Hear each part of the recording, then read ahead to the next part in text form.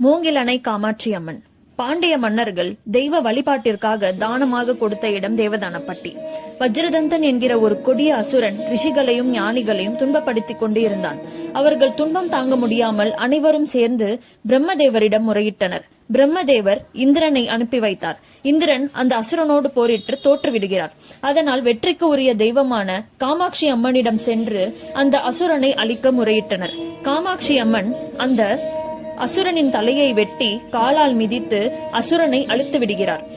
அப்படி அவனை அழித்த அந்த உக்கிரத்தை தணிப்பதற்காக ரிஷிகள் 1008 குடங்களில் மஞ்சள் கலந்த புனித நீரை நிரப்பி மந்திரங்களை ஜபித்து அந்த நீரை காமாட்சி அம்மனுக்கு அபிஷேகம் செய்து குளிர்வித்தனர்.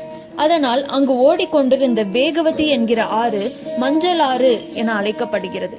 காமாட்சி அம்மனுக்கு அபிஷேகம் செய்த புனித நீர் அந்த ஆற்றில் கலந்ததால் இன்றைக்கும் அது மிகவும் சக்தி வாய்ந்த புனித நீர் என்று கருதப்படுகிறது.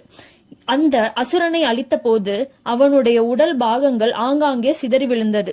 தலை விழுந்த இடம் தலையாறு, மூளை விழுந்த இடம் மூளையாறு, குலை ஈரல் விழுந்த இடம் குலையூத்து, உடல் குறுக்காக விழுந்த இடம் குறுக்கு மலை என்று அழைக்கப்படுகிறது. ராஜகம்பல நாயக்கர் வம்சத்தை சார்ந்த ஜமீன் அப்போது அங்கு ஆட்சி செய்து கொண்டிருந்தார்.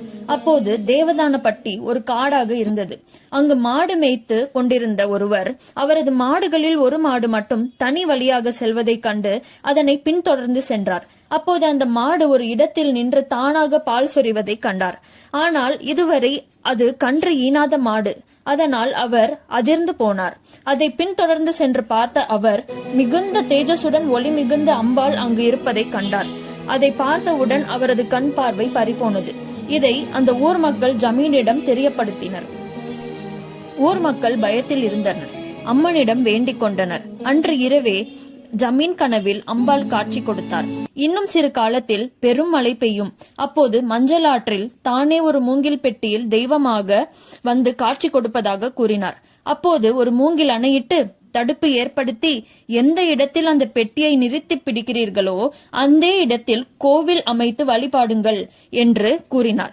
பூஜை செய்யும் முறையையும் அம்மனே கூறினார். உடைக்காத தேங்காயும் உரிக்காத வாழைப்பழமும் வைத்து வழிபாடு செய்ய கூறினார். சில நாட்களில் அம்மன் கூறியது போலவே நடந்தது.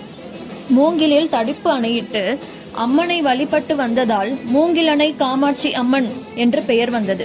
அவள் சொன்னது போலவே பூஜை செய்து வழிபாடு செய்த பிறகு அந்த மாடு மேய்ப்பவருக்கு கண் பார்வை கிடைத்தது. காமாட்சி அம்மன் அங்கு தவம் செய்வதால் அந்த இடத்தை சுற்றி இல்லறம் அமைக்க கூடாது, கோழி கூவாது. காமாட்சி புல் என்கிற ஒரு புல்லை வைத்து குச்சி வீட்டில் அந்த மூங்கில் பெட்டியை வைத்து வழிபடுகிறார்கள். அந்த கருவறை கதவு எப்போதும் மூடியிருக்கும்.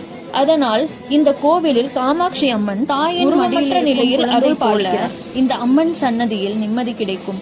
மூங்கிலணை காமாட்சி அம்மனை மனமுருகி வேண்டினால் சொல்லாத வேண்டுதல்களையும் உணர்ந்து ஒரு தாயாக நிறைவேற்றுவாள்.